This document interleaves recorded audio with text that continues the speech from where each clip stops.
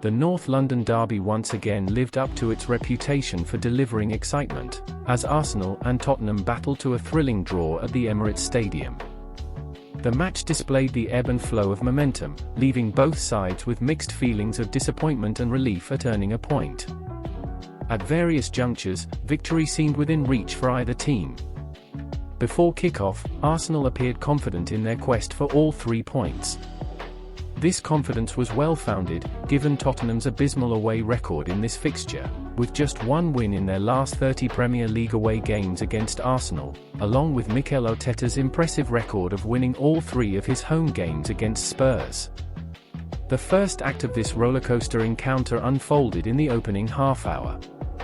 Arsenal started with purpose, frequently utilising the width of the pitch. Bukayo Saka, in particular, posed a significant threat on Arsenal's right flank, where he engaged in one-on-one battles with Tottenham's left-back, Destiny Udogie. Udogie's early booking limited his ability to contain Saka, allowing the Englishman to drift inside and create opportunities. Saka's early involvement was evident as he had more touches on the ball in the first 30 minutes than any other player on the pitch. It came as no surprise when Saka played a pivotal role in creating the first goal. Positioned on the right touchline, Saka utilised an excellent overlapping run by Ben White to cut inside and deliver a curling shot towards goal, which was deflected into the net by Christian Romero. Shortly thereafter, Arsenal had a golden opportunity to double their lead when James Maddison dispossessed an errant Tottenham player near their own box. Gabriel Jesus seized the chance but disappointingly missed the target. This episode encapsulated Gabriel Jesus's paradoxical abilities, capable of brilliance but also prone to squandering crucial chances. In fact, since his Premier League debut, he has underperformed his expected goals more than any other player in the league, by a margin of 15. This turning point shifted the game's dynamics, with Arsenal's offensive prowess giving way to Tottenham's counter-attacking threat. Act 2 had begun. In the final 15 minutes of the first half, Tottenham consistently broke down the flanks. Son Heung-min created a chance for Brennan Johnson, whose shot was spectacularly denied by Arsenal's goalkeeper, David Raya. Raya's save demonstrated his proficiency with his hands, disproving the notion that he is solely a ball-playing goalkeeper. However, Spurs capitalized on their next significant opportunity. Maddison orchestrated a sublime play, setting up Son Heung-min for an easy tap-in.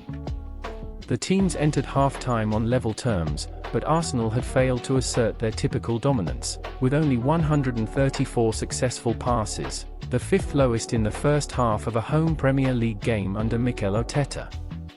The third act unfolded in a chaotic second half, with Arsenal missing their physical midfield leader, Declan Rice, who had been replaced by Jorginho due to a calf injury.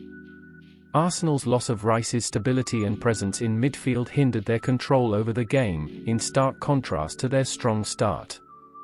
Spurs, on the other hand, struggled to seize control, and both teams grappled for dominance. Arsenal's penalty came from a set-piece scenario, with Ben White's shot striking Romero's hand, resulting in a penalty that Saka converted. However, Jorginho's mistake deep in Arsenal's territory allowed Spurs to swiftly equalise through Son, making it 2-2 in a matter of moments. As the game progressed, both teams oscillated between attacking and defensive strategies, ultimately settling for a draw. Despite the historic home advantage in this fixture and their 2 leads, Arsenal will be disappointed with the dropped points, and their concerns deepen with Declan Rice's apparent injury in midfield. Tottenham's perspective. Tottenham entered this match with a dismal record of just 1 win in their last 30 Premier League away games against Arsenal, with the last victory at the Emirates Stadium dating back to 2010. However, they did not adopt an underdog mentality. Under Ange Postecoglou's management, Tottenham had evolved into a possession-dominant team, sticking to their philosophy even in a high-stakes encounter like this one. Despite dominating possession, Tottenham initially struggled to advance beyond their own third due to Arsenal's relentless and well-organized pressing. They had 55% possession before the opening goal of the game, which unfortunately came from an own goal by centre-back Christian Romero, who had a forgettable day. Nevertheless, Spurs remained committed to their game plan, prioritizing patient, possession-based football.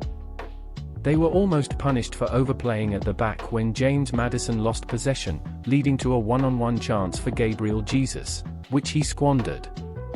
The momentum then shifted towards Spurs, who enjoyed 70% possession in the last 15 minutes of the first half.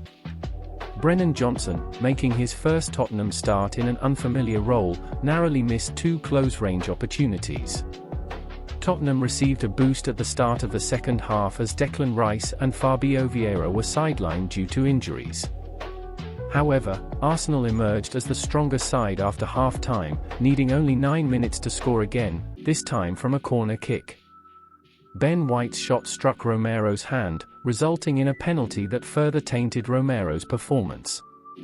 Despite this setback, Spurs demonstrated resilience, with Maddison capitalizing on Jorginho's midfield error to set up Son for his second goal. Only 98 seconds separated the two goals.